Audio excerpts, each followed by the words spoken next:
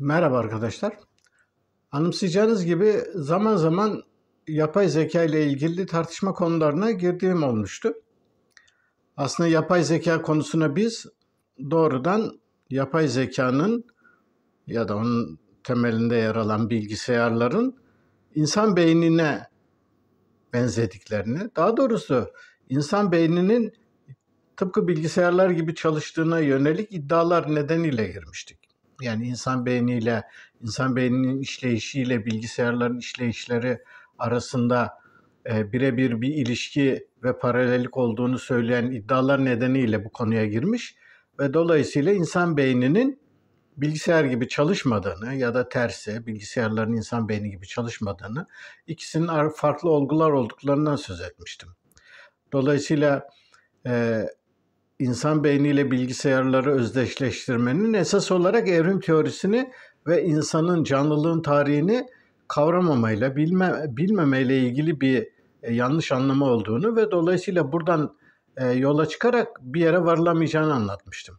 Tabii ister istemez bu konuya girdiğimiz zaman genel yapay zeka tartışması gündeme gelmiş ve ben genel yapay zekanın yakın bir gelecekte pek mümkün olamayacağını, çünkü bunun için fiziki, donanımsal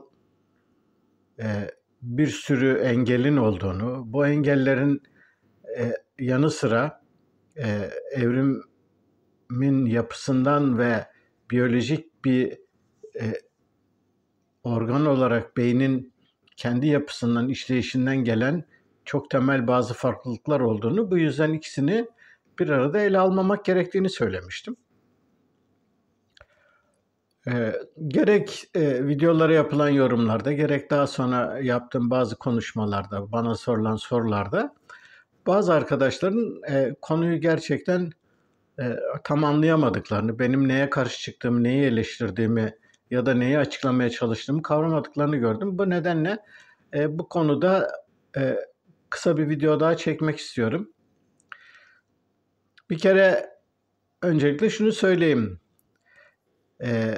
Bana karşı çıkan ya da beni eleştiren arkadaşların bir kısmı konuyla pek ilgileri yok. İlgileri olmadığı için yani yapay zeka ile genel yapay zeka kavramlarının neye denk düştüğünü, bunların aslında aynı şey olmadıklarını ve birbirinden çok farklı anlamlara geldiklerini bile bilmiyorlar. Yani ben genel yapay zeka kısa vadede olamaz. Uzun vadede ne olacağını bilemem ama kısa vade genel yapay zeka olamaz dediğimde bu arkadaşlar benim her türden yapay zeka çalışmasına, yapay zeka uygulamalarına karşı çıktığımı ya da bunları anlamsız bulduğumu falan diye düşünüyorlar. Oysa ki ilgisi yok. Yani yapay zeka ile genel yapay zeka birbirlerinden çok farklı kavramlar.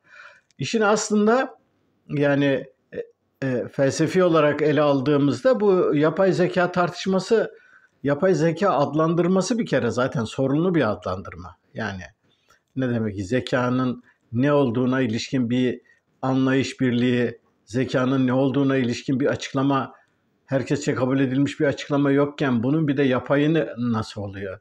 Yani neyse, bu terimlendirme ya da adlandırma ile ilgili sorunları bir yana geçeyim. Bu arkadaşların konuyu kavramaları için yapay zeka ile genel yapay zeka farkını bir kere daha burada hatırlatayım. Şimdi yapay zeka dediğimiz, yani belli algoritmalara dayalı olarak bilgisayarların belli konularda insanların beceremeyeceği işleri yapmaları.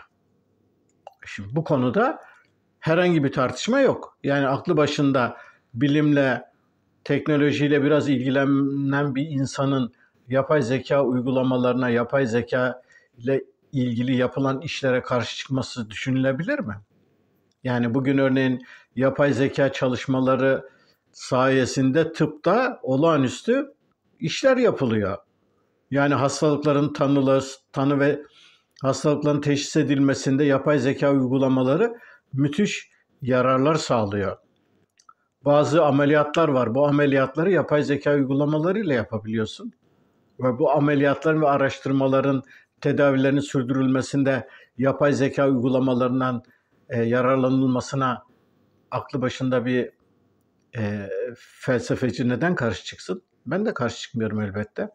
Kaldı ki yapay zeka ile insan beynini karşılaştırdığımız da yok. Çünkü belli alanlarda yapay zekanın insan beyninin, insanın kapasitesinin fersah fersah üstünde olduğunu biliyoruz. Bunu fazla uzatmaya gerek yok. Bugünün gelişmiş bilgisayarları, hatta çok özel bazı araştırma alanlarında falan kullanılan bazı bilgisayarlar, arkadaşlar, abartı değil, bir saniyede milyarlarca, 10 milyarlarca veriyi işleyebiliyorlar. Yani bu bilgisayarların bir saniyede işledikleri veriyi biz, herhangi bir ölümlü insan tek başına ele alıp işlemeye çalışsa, 7/24 yani gün boyu hiç durmadan çalışsa, bir saniyede bir bilgisayarın yaptığı işlerin yapmamız 4-5 bin yıl alır. 4-5 bin yıl. Yani böylesi bir kapsamlı yapay zeka ile çalışan bir bilgisayarın yapabileceği işlerin bir saniyede yaptığını biz 4-5 bin yılda yapamayız. Yani arada böylesine bir uçurum var. Böylesine bir uçurum varken yapay zeka uygulamalarına, yapay zeka ile yaratılmış bir takım olanaklara, bir takım teknolojilere ben niye karşı çıkayım? Elbette karşı çıkmıyorum. Fakat yapay zeka ayrı, genel yapay zeka ayrı. Genel yapay zeka aslında yapay zekanın bir üst modeli. Ne demek bu üst model? Bu üst model şu: tıpkı insan gibi kendi başına kararlar alacak, belli durumlarda çözümlemeler yapılacak, aynı insan gibi davranabilecek, insan gibi tepkiler verebilecek ve insan gibi planlamalar yapıp bir takım şeyler yapacak. Şimdi bu nerede oluyor bunlar? Filmlerde oluyor. Matrix'te ya da distopyalarda, değişik filmlerde böyle androidler, siborglar, şunlar bunlar, bir sürü yapay zeka ya da işte robotlar falan var. İyi de bu robotların, yani bu söylenilen biçimde bir yapay zeka, ki buna genel yapay zeka diyoruz, yani her şeyle bir insan gibi davranabilir anlamında bir yapay zeka, genel yapay zeka kısa sürede olmaz. Mümkün değil. Nitekim mümkün olmadığı da ortaya çıkıyor. Yani 50 senedir çok iddialı, onca yatırıma, bu kadar şeylere rağmen çok basit, en küçücük bir çocuğun yapabileceği bazı işleri bile yapay zekalar yapamıyorlar. Ama diyeceksiniz ki bu kadar yatırım oluyor, şu oluyor, bu oluyor. Şimdi ben bu videoyu çekmeden birkaç gün önce bu Elon Musk'ın bazı açıklamaları vardı. Değişik kaynaklarda bundan yapılıyordu. Bir sürü şey anlatıyor gene. Şunu yapıyoruz, bunu yapıyoruz falan diyor. Örneğin sürücüsüz araba yakında gündeme gelecekmiş. Yalan. Evet, yalan. Açıkça söylüyorum, yalan.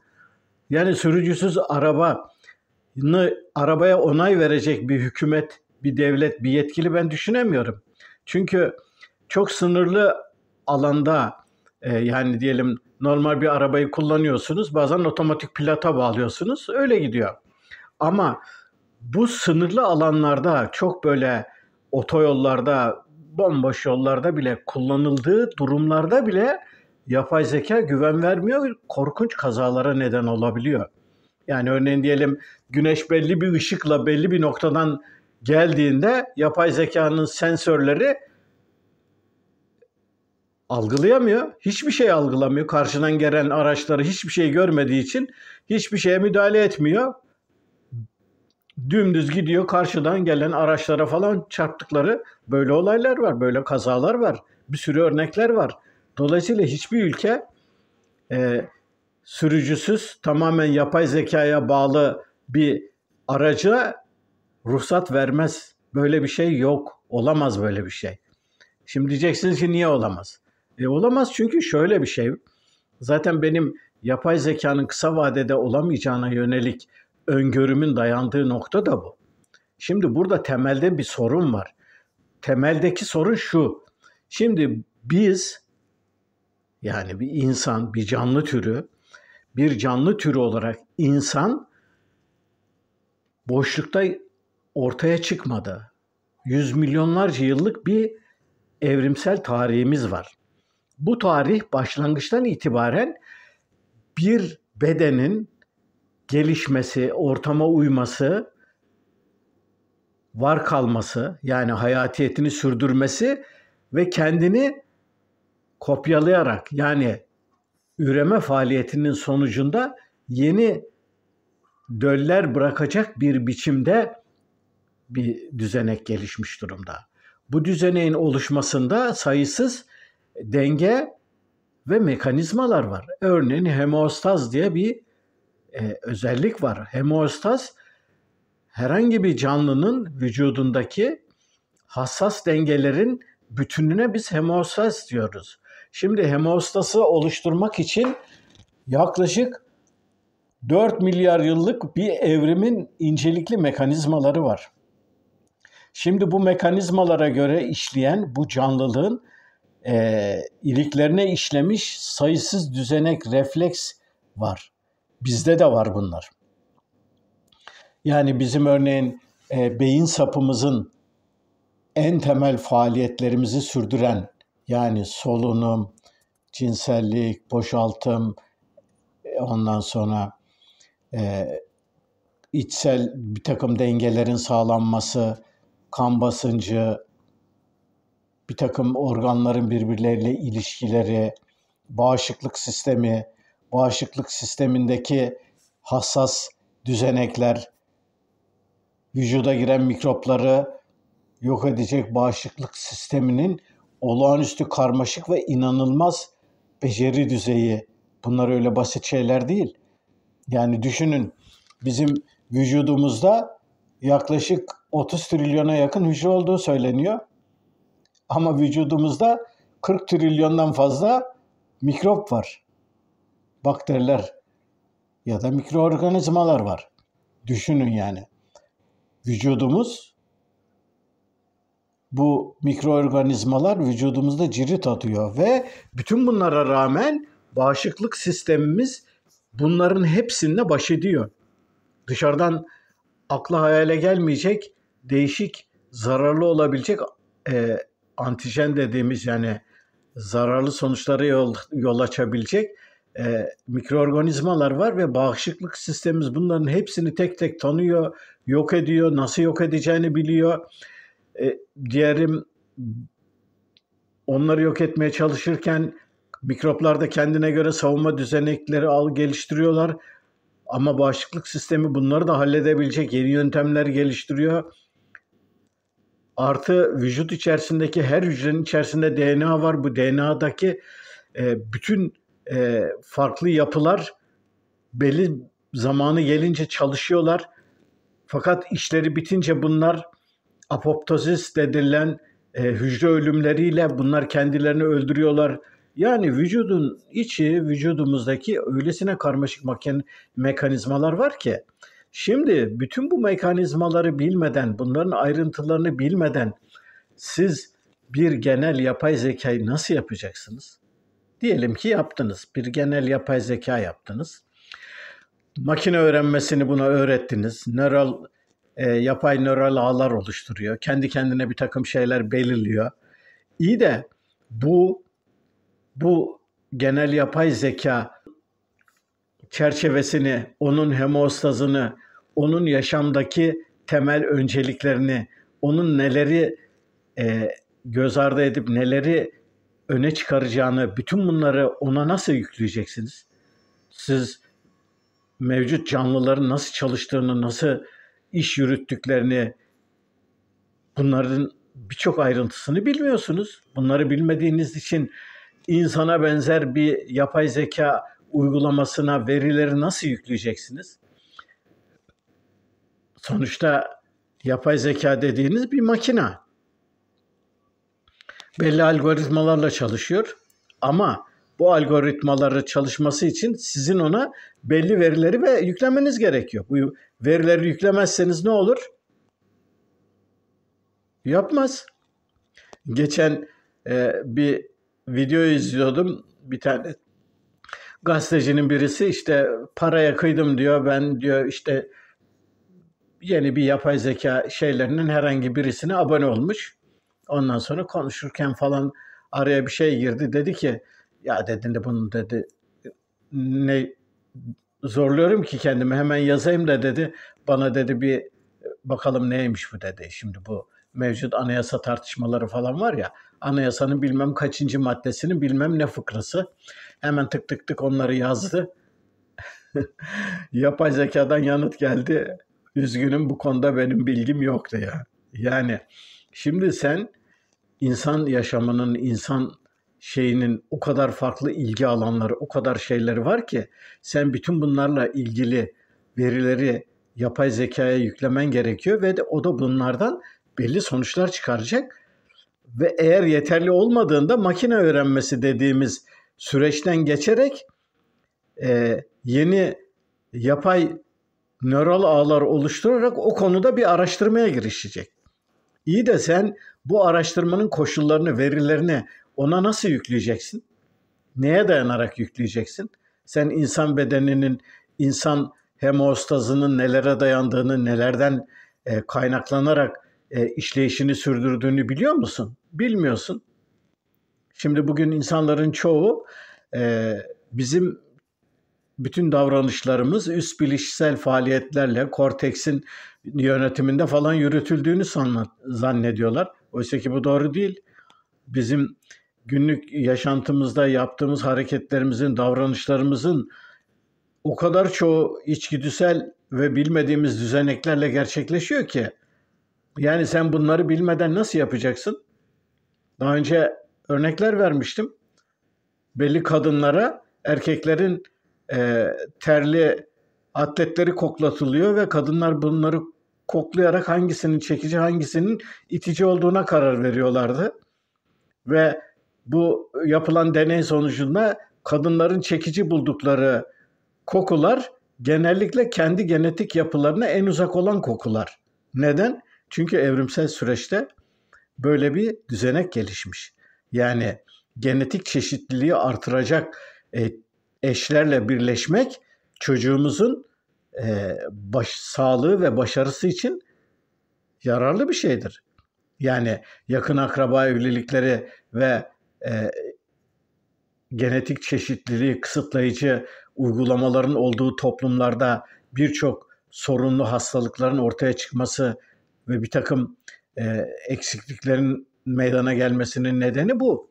Dolayısıyla ne yapıyor? Evrimsel süreçte doğa bizim yani sadece biz derken insanı kastetmiyorum. Memelilerin ya da bütün canlı türlerinin mevcut çevreye uyumlu olabilmeleri için gerekli bütün düzeneklerle ilgili çok incelikli mekanizmalar geliştiriyor.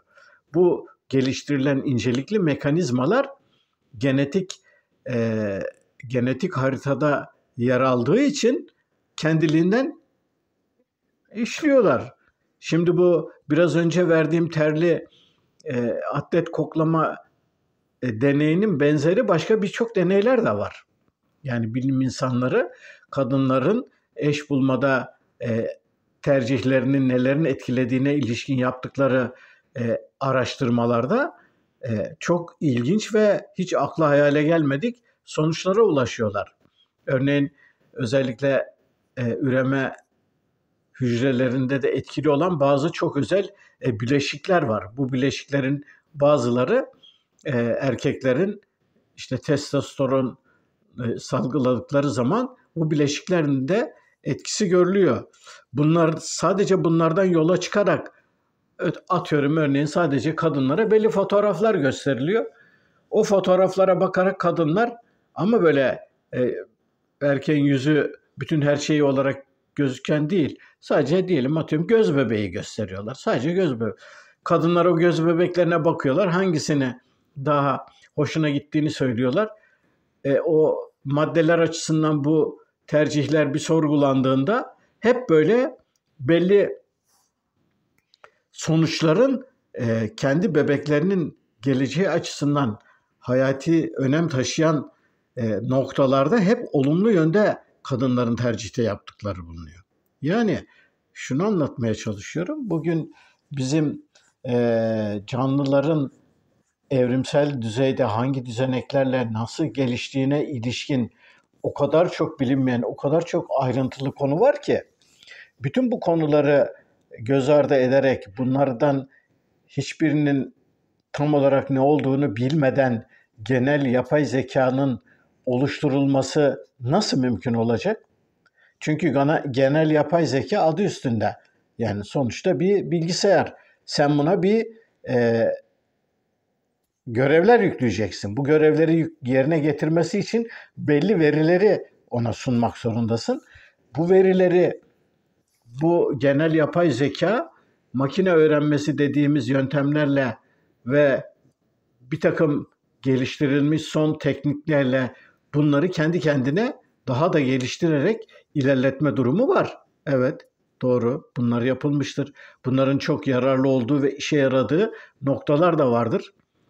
Fakat sen herhangi bir canlının bütünlüğünü koruması ve soyunu devam ettirmesi için gerekli düzeneklerin, yapıların neler olduğunu bilmediğin koşullarda o canlının kendi homeostasını koruması için nelere dikkat ettiğini de doğal olarak bilmiyorsun. Evet, bilemezsin. Bilemediğin için senin yaptığın yapay zekaya biçtiğin rol, ona verdiğin öncelikler ve o neye göre bunları araştırma ve geliştirme noktasında bulunacak. Yani örneğin diyelim herhangi bir canlı sistem açısından çok önemli ya da vazgeçilmez nitelikteki bazı durumlar bir yapay zekanın geliştirdiği stratejiler açısından hiç de bu biçimde olmayabilir. Yani bugün daha önceki videolardan birisinde söz etmiştim. Karar problemi diye bir şey var. Yani bir bilgisayara verdiğim bir takım komutları ve görevleri yerine getirip getiremeyeceğini belirlemen gerekiyor. Bu belirlemeyi yapabilmek için bilgisayara belli şeyler soruyorsun. Fakat bunların yanıtlarının verilmesi ya da bir sonuca ulaştırılması bazen bir çıkmaz döngüye girdiği zaman aylarca, yıllarca sürebiliyor. Peki bu tür hatalara düşmemesi için neler yapacaksın? Artı yani mantıktan ve matematikten ilgili bir takım sorunlardan söz etmiştim. Yani konuya ilgilenen arkadaşların izini sürmeleri için örneğin Gödel'in eksiklik teoremi diye bir şey var. Şimdi bu teoremden hareketle yapay zekanın önündeki bir takım sorunlar var. Yani konunun uzmanları bunları biliyorlar. Ben bu konulara hakim olmadığım için ayrıntılı olarak size bir şeyler söyleyemem ama en azından böyle sorunların olduğunu, bu sorunları halledebilmek için konunun uzmanlarının geceli gündüzlü çalıştıklarını biliyorum ama buna rağmen ele alınmış önemli bir yol yok. Artı daha önceki videomda da anlatmaya çalıştığım gibi yapay zeka, genel yapay zekanın bugün için ortaya çıkmamasının en temel özelliklerinden birisi insan konuşmasının, insan dilinin karmaşık yapısı. Yani sonuçta yapay zeka insan konuşmasını belli düzeyde çevirebilir. Nasıl çevirebilir? Örneğin bir turistler için bir rehber kitap yapabilirsiniz. Herhangi bir turistin bir ülkeye gittiğinde başını ağrımadan rahatça halledebileceği bütün uygulamaları ve işleri yapabileceği bir yazılım olabilir. Ne yapıyorsun? Şimdi diyelim böyle bir uygulama var. Bizim telefonumuza bunu yükledik. Bunu yükledik ve Japonya'ya gittik. Ne yapacağız? Japonya'ya gittik. İstasyonu arıyoruz. Hemen yazıyoruz. İstasyon nerede? Burada. Tren istasyonuna gittik. Orada bilet alacağız. Nereye gideceğiz? Bilet alırken neler söyleyeceğiz? Ya da nasıl iletişim kuracağız? Nasıl şey yapacağız? Bütün bunların hepsini Biz yani örneğin diyelim işte Türkçe söylüyoruz ya da İngilizce söylüyoruz. Yapay zeka anında onu Japonca'ya çeviriyor ve istediğimiz gibi rahat rahat konuşuyoruz. Evet, bunu yapabiliriz. Biletimizi alırız, istediğimiz yere gideriz, lokantaya gideriz, lokantada siparişimizi veririz, her şeyimizi yaparız. Bütün bunları yaparız. Bir sorun yok. Yapay zeka bunların hepsini yapıyor. Bunlarda sorun yok. Ama diyelim bir akademik bir tartışmaya girdiğimizi düşünelim. Bir konferansa gittik, dinledik. Oradaki bir takım açıklamaları yapacağız. Peki yapay zeka onları bize anında açıklayabilir mi? Açıklayamaz. Yapamaz. Yani çok genel çok genel düzeyde, genel konularla sınırlı olmak kaydıyla belli açıklamalar, belli şeyler yapılabilir. Fakat diyelim her kapalı toplulukta, bu ister bilimsel bir topluluk olsun, ister bir felsefe topluluğu olsun, isterse de bir yöre olsun, orada dil ister istemez sayısız esas anlamın yanı sıra yan anlamlar, bağlamlar, değişik söz sanatları, mecazlar, bunlar kullanılmaya başlar. Ve bunlar olduğu zaman da yapay zekanın bunları hepsini algılayarak bunları düzeltmesi ve bizi yönlendirmesi mümkün olamaz. Mümkün olamaz. Yani çünkü hiçbir zaman hiçbir dil böylesi bir kalıba sığmaz. Yani insan dili, insan konuşması sürekli gelişen, dönüşen bir yapı. Yeryüzünde binlerce insan dilinin olmasının nedenlerini, mekanizmalarını bir videolarda anlatmaya çalışmıştım. Böylesine hareketli ve canlı bir olguyu yapay zekanın birebir çevirerek farklı diller arasında dönüşümüz bir insan gibi sağlaması elbette mümkün değil. İkinci bir ciddi sorun propriosepsiyon dediğim, yani vücudumuzdaki bir takım organlarımızın kendi aralarındaki ilişkileri düzenleyen ve denge ve kollama mekanizmalarını sağlayan çok incelikli bir düzenekler var vücudumuzda. Bunlara ilişkinde sayısız örnek vermiştim. Yani örneğin merdivenlerden koşarak içinde çay dolu fincanı yukarı doğru koşarak rahatça gidebiliriz. Ama bir şeyin bunu yapma şansı yok. Bir robotun bunu yapma şansı yok. Daha somut bir örnek ki ben küçükken de bunu hep düşünürdüm. Yani örneğin taş atma yeteneğimizi düşünün. Bizim taş atma yeteneğimizin evrimi evet milyonlarca yıla dayanıyor. Şimdi taş atma deyip geçmeyin. Taş atmada örneğin kaç tane incelikli mekanizma var. Birincisi, elinize aldığınız taşı tartacaksınız. Yani bu taş 50 gramsa ona farklı bir güç uygulayacaksınız. 100 gramsa farklı bir güç uygulayacaksınız. Şimdi karşınızdaki diyelim havada uçan herhangi bir şeye atacağız. Bir diski havaya fırlattıklarını düşünelim. Biz de o diski havada elimizdeki taşla atarak vuracağız. Şimdi burada ne yapmamız gerekiyor? Bir, elimizdeki taşın ağırlığını tartmamız gerekiyor. Şimdi tarttığımız zaman bu ağırlığa göre ona ne kadar güç uygulayacağımızı bileceğiz. İkincisi, havaya fırlatılan diskin hangi hızla ilerlediğine bakacağız. Bir kere onu kafamızda yapacağız. Biz o diske taşı atacağımız zaman diski son gördüğümüz noktaya atmayacağız. Diskin ön tarafına, daha doğrusu diskin çizdiği yerin göğü tahmin edeceğiz. Bizim elimizden taş çıktıktan sonra o taşın alması gereken yolla diskin alması gereken yolu ve yönü tahmin edeceğiz. İkisini denk getirecek bir biçimde biz diskin önüne doğru, hem de epey önüne doğru taşı atacağız. Ama bu taşı atarken diskin hızını ve elimizdeki taşın ağırlığını hesaplayacağız. Bütün bunları yaptıktan sonra biz elimizden o taşı fırlatacağız ve o diski vuracağız. Şimdi bu saydığım bütün işlemleri bir yapay zekanın Yapabilmesi olanaklı mı? Olanaklı değil. Yapamaz. Yapabilmesi için ona bir sürü görev vermeniz gerekir. O bir sürü göreve vermek için o kadar veriyi hangi ara nasıl vereceksin? Veremeyeceğine göre yapamayacak.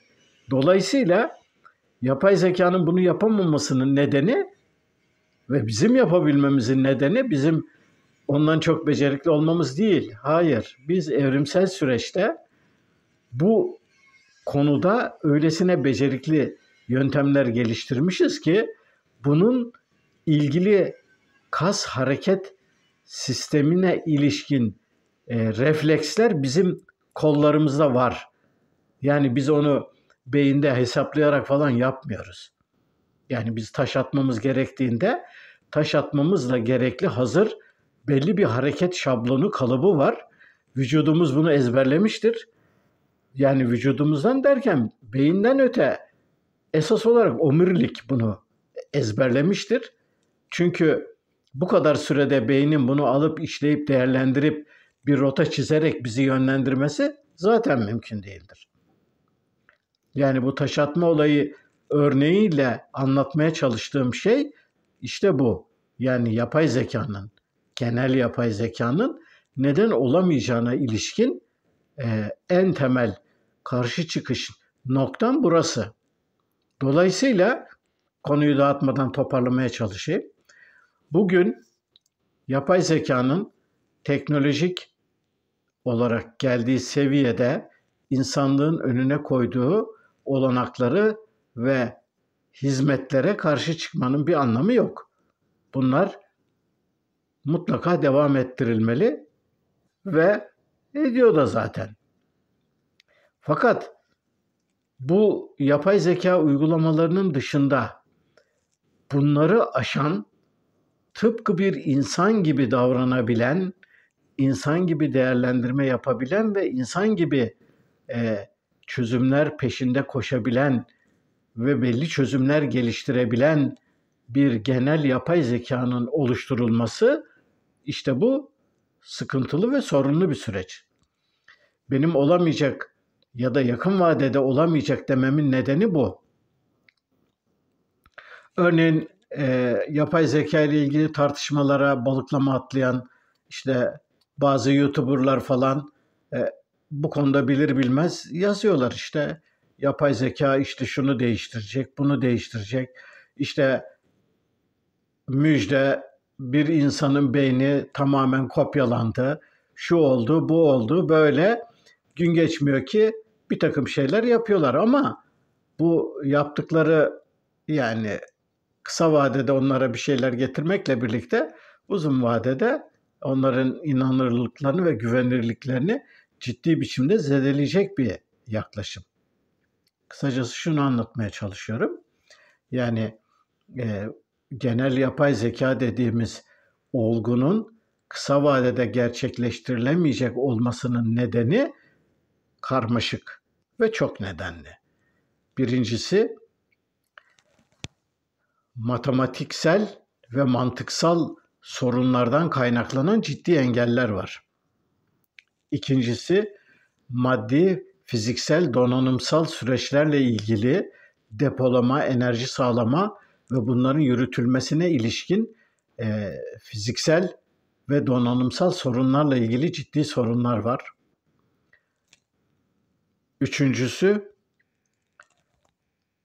yapay zekanın bir insan gibi davranabilmesi için insanın her şeyiyle bilinmesi, beynindeki karmaşık yapılardan hücresel düzeydeki en ince detaylara kadar farkında olunması ve bunların açığa çıkartılmış olması gerekiyor ki bunlar genel yapay zekaya yüklenecek, onlara göre davranacak.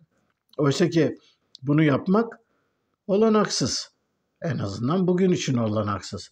Çünkü milyarlarca yıllık evrimsel süreçte canlıların geliştirdikleri bir takım mekanizmaların ve düzeneklerin neler olduğunu biz bugün bilmiyoruz.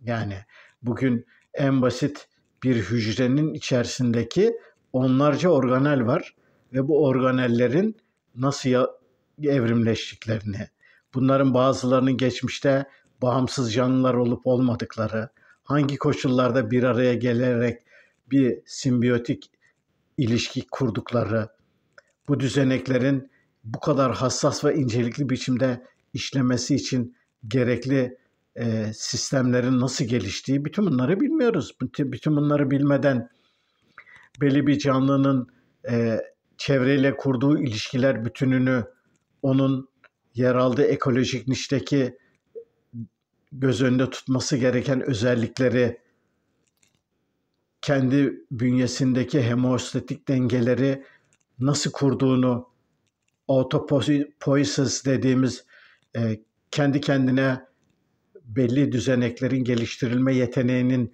nelerden kaynaklandığını, bütün bunları bilmiyoruz. Bunlara ilişkin biyolojinin, biyokimyanın, genetiğin, değişik bilim alanlarının yoğun çabaları olmakla birlikte çözemedikleri ve önlerinde yığınla çözülmeyi bekleyen sorun olduğu ortada. Bütün bunları göz ardı ederek, bütün bunlar hakkında bir kapsamlı bilgi bilmeden bir insan tıpkı bir insan gibi, insanın beyni gibi, daha doğrusu esas olarak beyin de değil, insanın beyin beden diyalektiğini göz önüne tutacak bir veri girişi sağlaman gerekiyor. İnsanın beyin beden ilişkisinin ayrıntılarını bilmeden bütün bunları nasıl yapacaksın? Bir insanın uçan bir diski havada taşla vurmasındaki olağanüstü becerinin hangi düzeneklerden geçilerek gerçekleştiğini bilmeden onun benzeri özellikleri yapacağın robotlara nasıl yükleyeceksin? Yapay zekanın yakın gelecekte olanaksız olduğunu söylerken ben bu tür noktalardan yola çıkıyordum. Genel yapay zekanın neden mümkün olmayacağına ilişkin şimdilik söyleyeceklerim bunlar. İleride bu konulara tekrar dönebiliriz. Beni dinlediğiniz için teşekkür ederim. Bir sonraki videoda buluşmak üzere. Hoşça kalın.